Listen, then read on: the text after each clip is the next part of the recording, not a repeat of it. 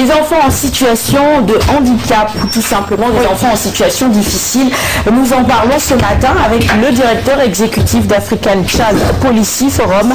Qu'est-ce que c'est exactement? On revient là-dessus sur notre invité Théophane Nikema. Bonjour, bienvenue sur le plateau de Quinquiliban. On vous a réveillé très tôt ce matin, 6h30.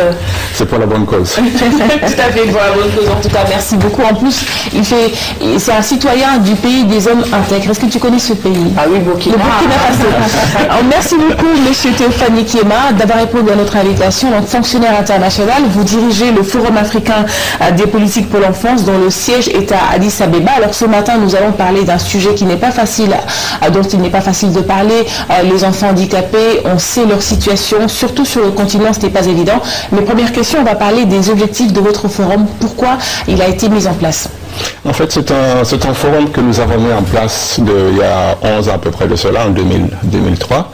C'est en fait parce que nous sommes convaincus que tant qu'on n'est pas on ne débat pas de la situation des enfants et des jeunes sur le plan national, sur le plan du développement de nos pays, l'Afrique ne pourra pas avancer. Et par conséquent, il n'est pas notre objectif, c'est d'améliorer les connaissances en fait sur la situation des enfants en Afrique, deuxièmement d'avoir des plateformes de dialogue qui permettraient au gouvernement, à la société civile et aux partenaires de discuter des questions des enfants et de trouver des options en fait et de mettre en place des politiques et des programmes qui pourraient améliorer leur sort. Parce que, comme je l'ai dit, le développement ne peut pas se faire sans les enfants. On sait qu'ils représentent plus de la moitié de notre population et par conséquent, c'est notre avenir. Tout à fait. Tout à fait. Et donc, vous avez parlé dans votre, tout à l'heure, vous avez parlé dans votre speech de partenaires. On parlera aussi de plaidoyer parce que c'est un élément fort du forum, mais d'ores et déjà, faites-nous le point sur la situation des enfants handicapés sur le continent. Bon, la situation des enfants handicapés sur le continent africain est assez, comment dire, l'étude nous a montré que c'est un phénomène qui est là, qui est latent, mais qui est difficile à cerner parce que beaucoup d'enfants en situation de handicap sont enfermés à la maison, ne sont pas enregistrés à la maison. Ils sont cachés. Ils sont cachés.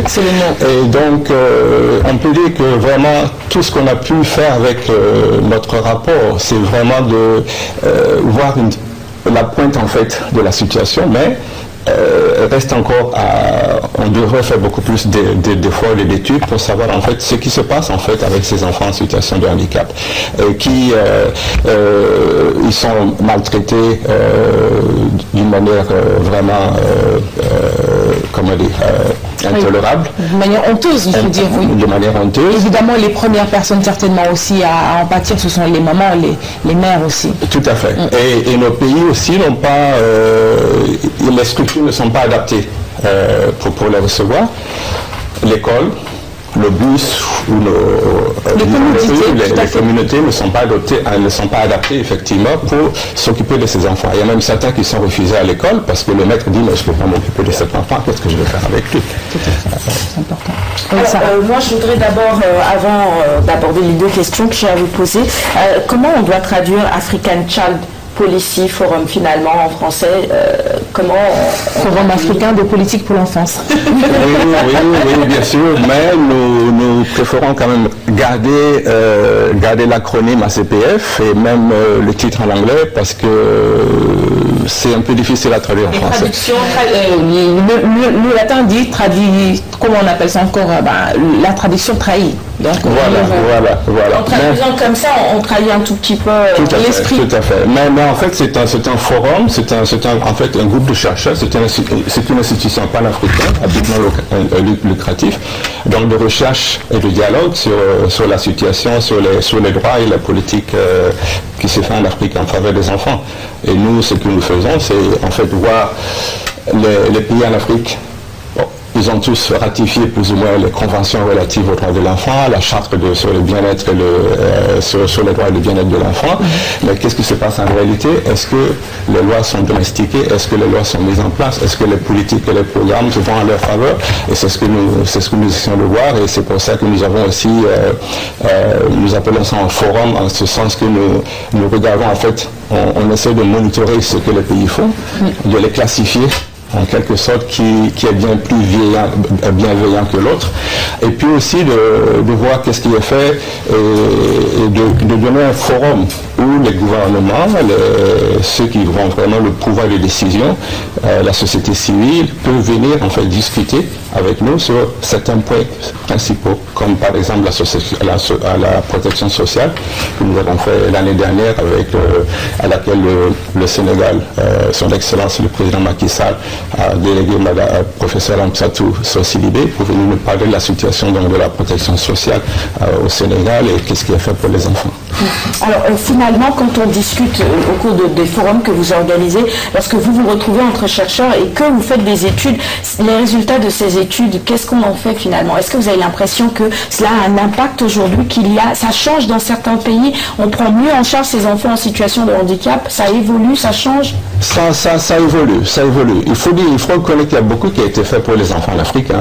On ne dit pas que rien n'a été fait, le gouvernement a fait beaucoup de choses en Afrique, mais il reste quand même beaucoup à faire, surtout quand nous pensons qu'à partir de l'année prochaine, on va commencer l'après 2015 et qu'il y a de nouveaux objectifs de développement qui seront mis en place et qui seront approuvés par nos chefs d'État dans les mois qui viennent. On s'inquiète quand même qu'il reste encore beaucoup de choses à faire, qu'il y a le fait que la volonté politique, effectivement, de s'attaquer à la question des enfants n'est toujours pas là.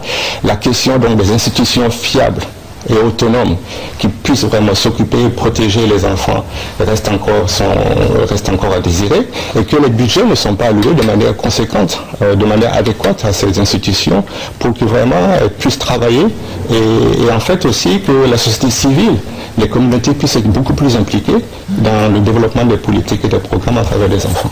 Moi je termine. Ma dernière question, c'est est-ce que finalement, au-delà de la volonté politique, au-delà des politiques publiques qui sont mises en place, est-ce que quelque part les ONG aussi n'ont pas un rôle important à jouer quand on parle de prise en charge des situations des enfants en situation de handicap? Quand on travaille de manière disperse, c'est parce que parfois on leur reproche. Hein. Est-ce qu'on ne devrait pas plutôt travailler en synergie? Vous qui faites des études, est-ce que vous ne pensez pas que ce serait beaucoup plus efficace pour ces enfants? Tout à fait, je suis tout à fait d'accord avec vous. En fait, les études que nous faisons, c'est en fait, ça sert beaucoup plus à la société civile.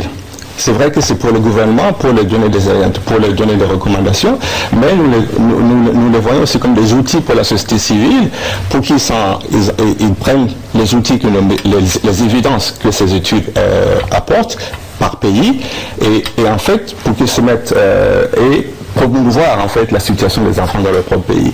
Je vous donne un exemple. En fait, je suis de passage parce que je vais à Guinée-Bissau, où effectivement, avec des partenaires, la société civile, on s'est dit, bon, compte tenu des recherches qui ont été faites par un CPF et de ce que nous savons dans le pays, organisons un forum pour débattre de la question de l'enfant.